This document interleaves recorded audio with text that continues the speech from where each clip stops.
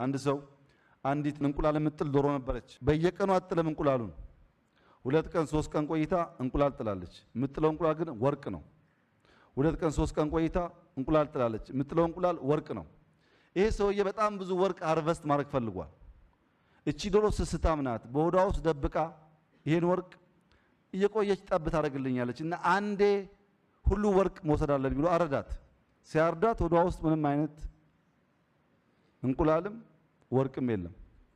ጊዜውን ጠብቆ ሊወለድ የሚገባውን ወርቅ ዛሬ ሰበስባለሁ ለብታርደው ባዶ ነው አታገኘው ጊዜውን ጠብቆ የሚሰራ ሀገር የሚሰራ ተቋም ዛሬውኑ አናግቼ ብትል ይፈርስብሃል አታገኘው ሂደት ራሱ ጊዜ የሚጠይቀው ነገር አለ ሞራል ገርነት ደግነት በሰው ጉድለት መደሰት ሳይሆን በሰው ስኬት መሳቅ